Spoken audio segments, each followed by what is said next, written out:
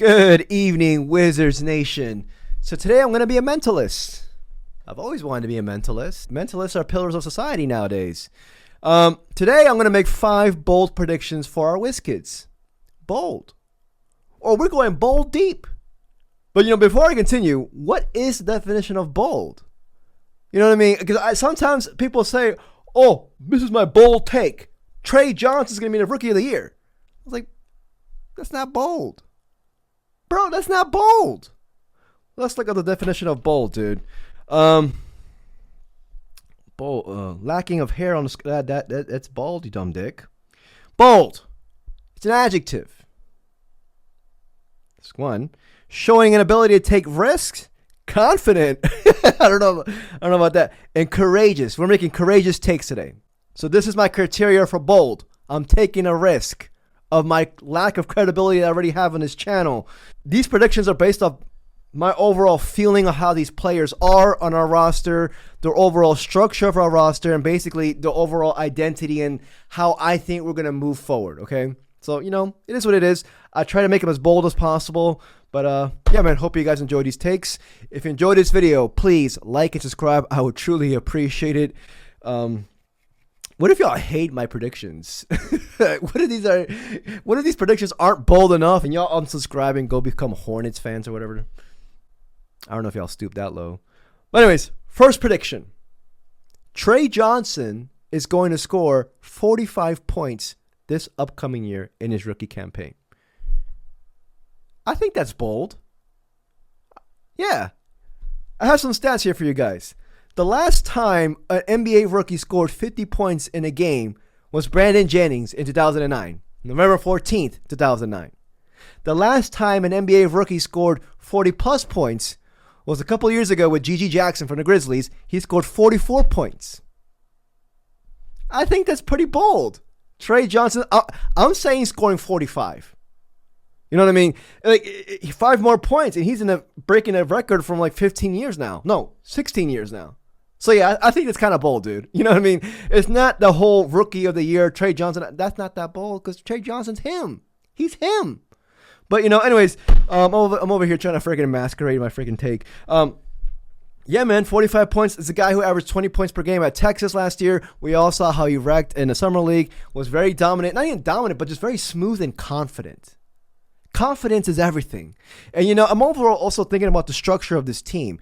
And my prediction with this one, I think he's going to do this in the second half of the season after veterans are traded where he'll have more attempts to shoot the ball. Not even just attempts in general. Perhaps McCollum is traded at the trade deadline. But yeah, I'm saying he does 45 points in the second half of the season in one game.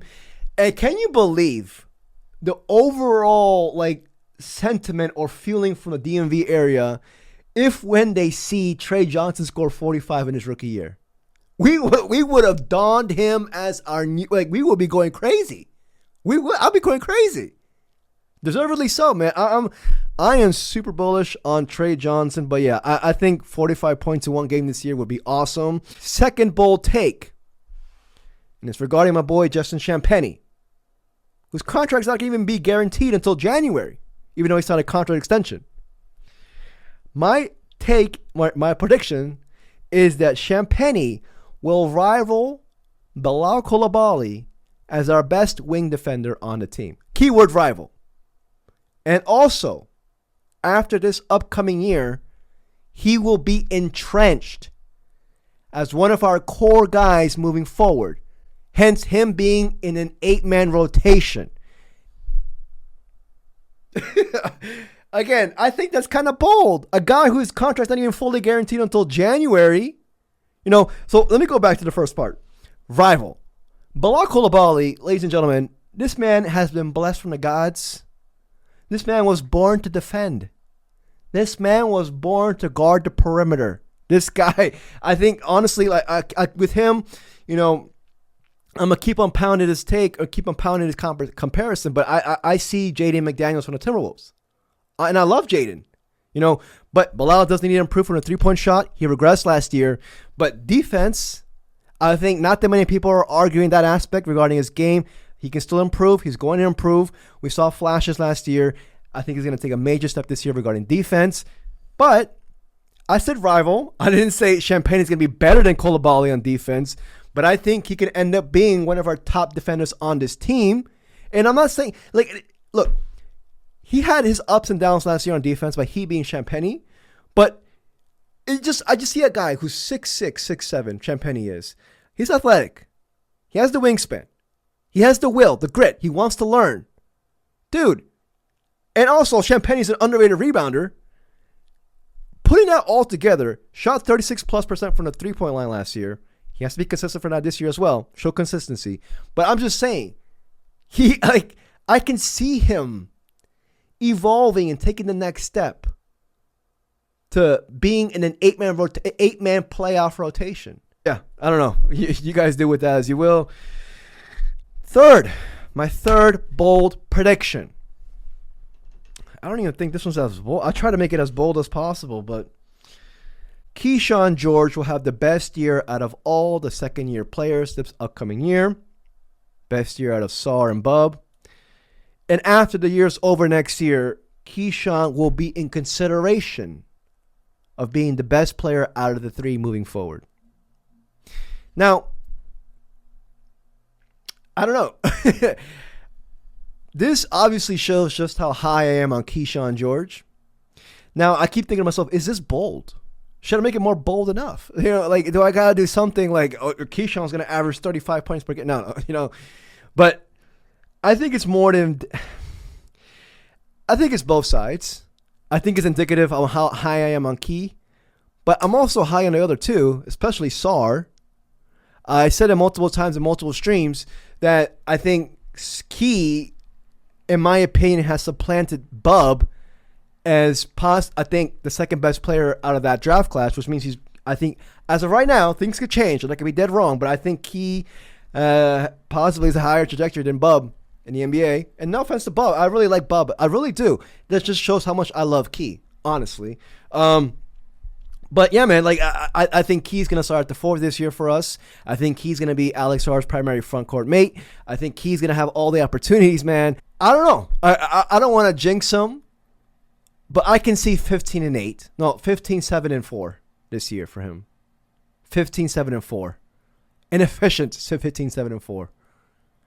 You know, I just, you know, I don't know what else to say. Like, and granted, I will admit this. I don't want to sit here and say that, you know, he's going to be the best out of all three, because even though I said that in his take, my bad. I didn't even say that. I said he will be in the conversation for being that. I still believe, as of right now, that Sarr will have the best career out of all three of them. So to me, Sarr's a unicorn in certain aspects. I'm sorry, 7'2", with a 7'6" wingspan, can guard out on the perimeter, play 19 years old, the entire rookie year last year. We saw flashes, we saw glimpses. Granted, he is inefficient. He needs to improve his rebounding rate. He needs to improve certain aspects. But the dude's 19 years old. I think sometimes we underappreciate Sarr and his unicorn abilities. But anyways, I still think Sarr is going to have the best career out of all of them.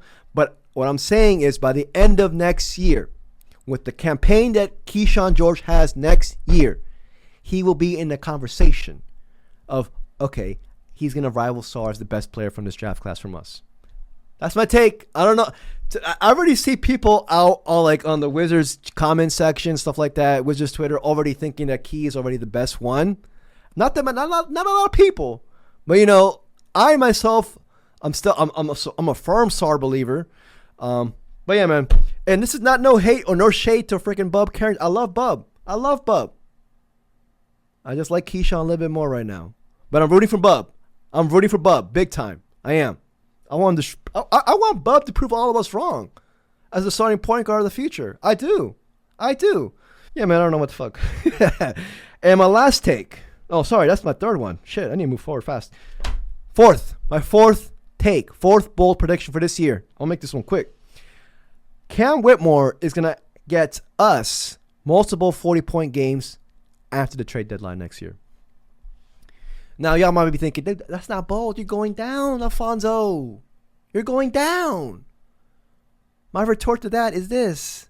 Dude, Whitmore hasn't scored 40 points yet in the NBA in general, in an NBA game. But obviously, it's because the Rockets, you know, they ain't got no minutes to play around for him. The Rockets going to, but I still think that's kind of bold. I said multiple, by the way. Multiple 40-point games. And I'm predicting it's going to happen after the trade deadline. Multiple as in 2 to 3. After the trade deadline. Presumably dudes like McCollum is possibly traded. So, adding more to this bold prediction, it has me thinking, shit, if he's scoring multiple 40-point games, is he starting? And if so, will he elevate himself as like one of the core pieces moving forward? Like the core franchise building blocks? Anyway, that's another question. But I can definitely see Ken Whitmore even coming off the bench and getting us 40. Now, we went over the schedule yesterday in the stream.